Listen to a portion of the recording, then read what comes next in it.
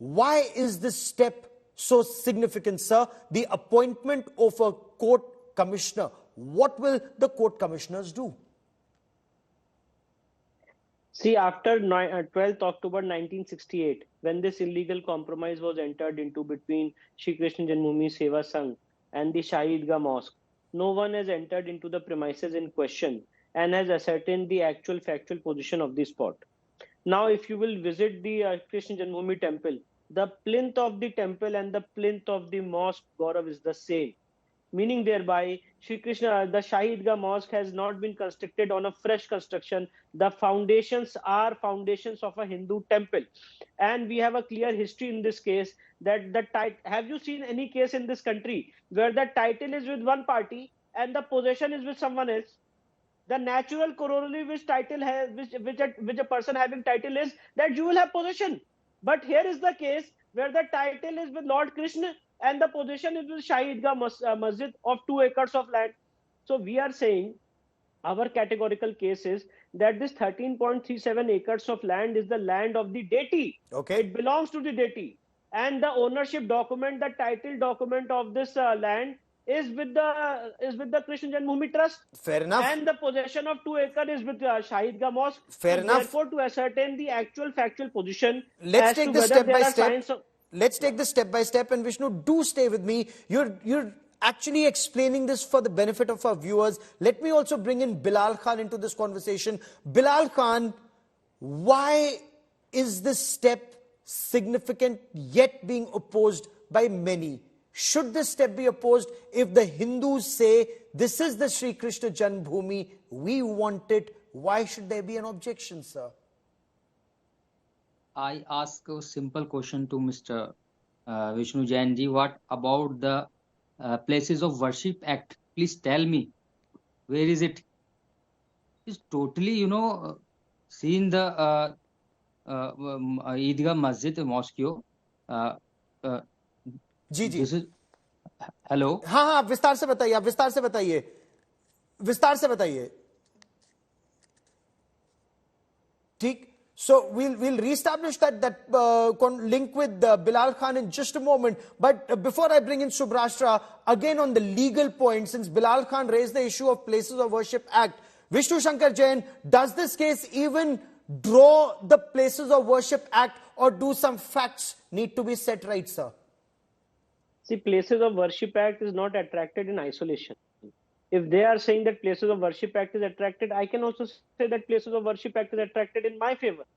Because if you see the irony, Gaurav, very important fact, as I told you, that the cutoff date which is used in Places of Worship Act is 15th August 1947. Yes. And this compromise happened on 12th of October 1968.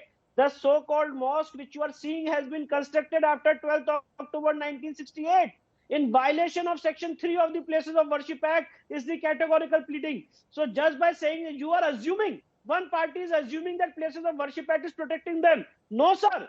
The Places of Worship Act is protecting me. You have violated Section 3. You have entered into the land of the deity. You have constructed a mosque after the cutoff date of 15th August 1947. Point number 1.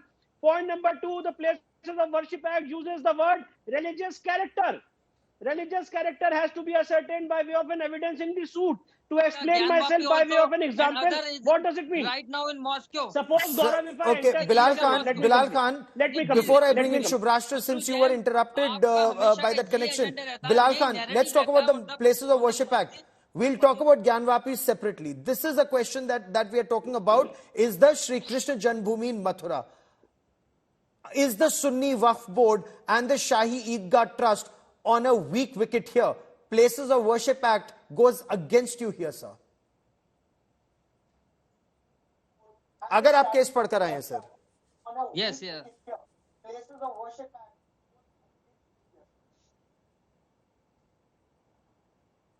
Let me bring in Subhrashtra into this conversation. Subhrashtra, why should this matter go to court anyways when the title is very clear and when there is also that Farman of Aurangzeb that talks about destruction of a temple to build a mosque? Where do you stand on this? Is there any reason to oppose it? Because there are some who say communal harmony may be adversely impacted, ma'am? Thank you, Gaurav, for having me on the show. I stand on two platforms. I stand on a platform which gives me an identification as a Hindu, and then there is a platform where I identify myself as an Indian first. If I identify myself as an Indian first, I think as Indians we have fought the Ram Janmabhoomi case and we have won fair and square. So it might be an arduous, long battle, just as it was in case of Ayodhya. And I think as Hindus, we are ready to fight that battle. But if you talk to me as a Hindu, I completely echo your sentiment. When the title makes it clear, we all know that Lord Krishna was born there. It's not just us Hindus who have been saying so. Muslim poets like Ras Khan have written poems after poems, singing paeans to the deity. So I think there is no dispute there. The dispute arises, and this whole conversation about the atmosphere being vitiated arises because there are a certain section of people in the political arena, and that can span across academia and media, society, the NGO ecosystem, and all of that, who would want this kind of conversation to go on. They would try to impose a certain idea of secularism to say that we should give it up because it has not been there with us for a very long time. But I don't agree with with any of that. This is a rightful place for Hindus. We have been identifying ourselves with that particular space. Personally, for me, I took my late grandfather there. It holds an emotional value for me as it holds for a number of... Okay, and on the legal point also, Shubhrashtra, I appreciate your point entirely, but Vishnu Shankar Jain, on the legal point, there are documents and pre-independence documents that well prove this area was a Hindu temple, and you've traced it back to Raja Bir Bundela. How a temple was built, a Bhavya Mandir was built, and why Aurangzeb ordered its destruction. Certain important dates I want to highlight on your show. In 1618, the history says, and there is ample proofs of construction of a Bhavya temple in 1618 by Raja Bir Singh Bundela with the cost of 33 lakh rupees. In 1670, we have the Farman of Aurangzeb for demolition of a Hindu temple at Mathura, and in compliance and Kashi. And in compliance of his Farman, the temple was demolished. Then the next important date is 1770, when Battle of Govardhan happened. The Marathas won this entire area and took them within their control. In 1815, an auction happened by British government, and Raja Patnimal of Banaras purchased this entire land in auction purchase from the British government. Then Raja Patnimal's successor gave this entire land to Pandit Madan Mohan Malviya in 1944, who was the greatest leader to build a Bhavya temple there in 1944. When in 1944 this land was given to Pandit Madan Mohan Malviya, a trust was formulated, and the name of the trust was Sri Krishna Janmabhoomi Trust.